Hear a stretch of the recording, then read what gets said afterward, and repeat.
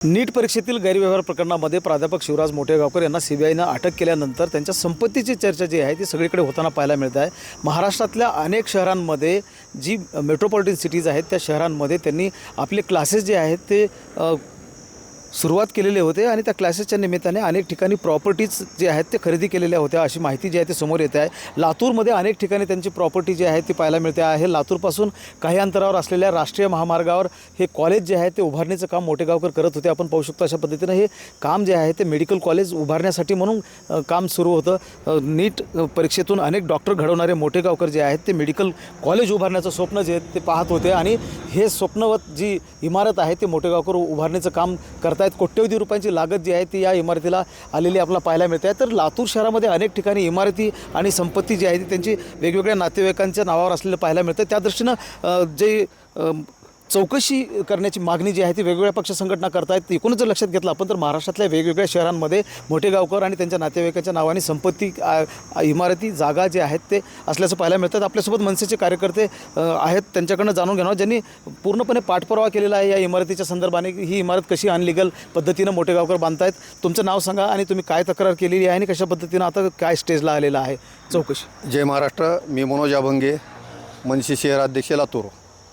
गेले 2 ते 3 वर्षापासून या 5 एकरच्या इमारतीमध्ये मोठेगावकर यांची इमारत आहे। या इमारतीचे बांधकाम सुरुवात झाल्यापासून मी ह्या पाठपुरावा करत आहे। कारण की हे पाठपुरावा करत असताना या भागामध्ये ग्रामपंचायतच्या हद्दीमध्ये खोपेगाव या ग्रामपंचायतच्या हद्दीमध्ये त्यांची माहिती मागितल्यानंतर त्यांच्या निदर्शनात आलं किंवा ग्रामपंचायतमध्ये त्यांची ह्या जागेची किंवा ह्या बांधकामाची कोणत्याही प्रकारची नोंद नसल्यामुळं मी परत पुढचं पाऊल उचलला आणि ग्रामसेवकाशी चर्चा केल्यानंतर त्यांनी नंतर ह्या सगळ्या गोष्टी सांगितल्या की ही बांधकाम परवाना कोणत्याही प्रकारचा घेतलेला नाही, ह्यांची कुठेही नोंद नाही, हे अनधिकृत बांधकाम आहे असं त्यांनी ही लेखी मला लिहून दिलेलं आहे।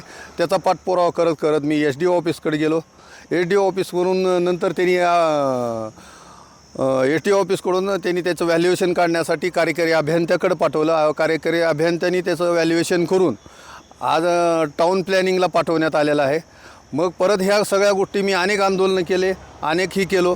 ह्यानंतर नंतर टाउन प्लॅनिंगच्या नंतर त्यांनी आता असं ठरवलं की ह्या बांधकाम परवाना म्हणजे जी काही व्हॅल्युएशन निघालं आहे ह्या व्हॅल्युएशनच्या माध्यमातून त्यांना 10% दंड आकारण्यात यावा असं त्यांनी मला या पाठपुराव्यामध्ये सांगण्यात आलेलं आहे। एकूणच जर लक्षात घेतलं आपण तर ही बांधकाम परवाना न घेता अशी इमारत जी आहे ती उभा करण्यात येते अशा प्रकारचं कार्यकर्त्यांनी सांगितलेलं आहे। मात्र आपण जर लक्षात घेतलं तर मोठेगावकरांच्या संपत्तीची चर्चा जी आहे ती आता महाराष्ट्रभर होऊ लागलेली आहे आणि कोट्यवधींचं उत्पादन जे आहे क्लासेसच्या माध्यमातून मोठेगावकरांचं होतं हेही पुढे येत आहे आणि चर्चेला उधाण आलेलं आहे। पक्ष संघटना ज्या आहेत त्यांच्या संपत्तीची आणि मालमत्तेची त्याचबरोबर बँकिंग व्यवहाराची देखील चौकशीची मागणी जी आहे ती सातत्यानं करत आहेत। महेंद्र जोंधळे, TV9 मराठी, लातूर।